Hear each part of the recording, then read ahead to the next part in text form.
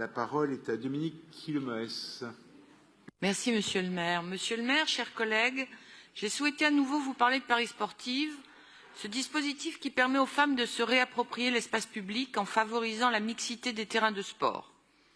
Il figure, selon moi, parmi les plus beaux projets de l'héritage des Jeux olympiques et paralympiques et s'inscrit dans le symbole fort d'égalité de genre que nous avons souhaité pour ces Jeux, à savoir la stricte parité entre les femmes et les hommes parmi les 10 500 athlètes qualifiés. Il s'agit de la 4e promotion de Paris Sportive. Depuis sa mise en place en 2020, le nombre d'ateliers proposés aux femmes sur les TEP connaît une progression très importante, signe d'un véritable engouement pour ce projet. Cette année, ce sont 3 500 Parisiennes qui en ont bénéficié. Elles étaient seulement 1 600 bénéficiaires en 2021, soit plus du double aujourd'hui.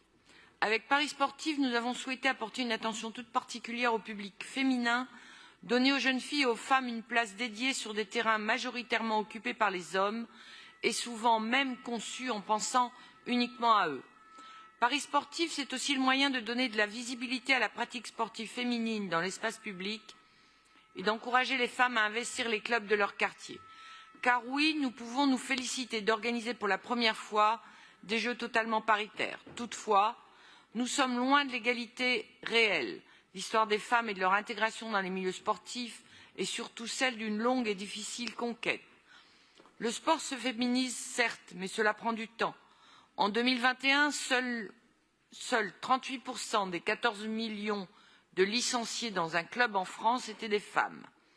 Dans les instances dirigeantes, c'est pire. 18 fédérations sportives sur 113 sont dirigées par une femme. Notons que la parité sera obligatoire à partir de 2024 et c'est un levier décisif pour la féminisation du sport. La médiatisation est également essentielle. On a envie de vivre le même engouement pour la Coupe du monde du rugby avec les joueuses de l'équipe de France. Il faut des modèles pour les jeunes filles et les jeunes femmes. Là aussi, le chemin est encore long.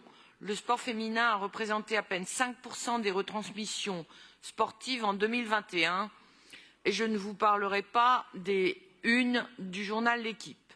Cela a évidemment des impacts très importants en termes financiers pour les sportifs de haut niveau. Je me permettrai de dire aussi que tout commence par le langage qui vient suggérer que le masculin est neutre. On parle de l'équipe de France de foot, mais pour les femmes, on doit systématiquement préciser féminine.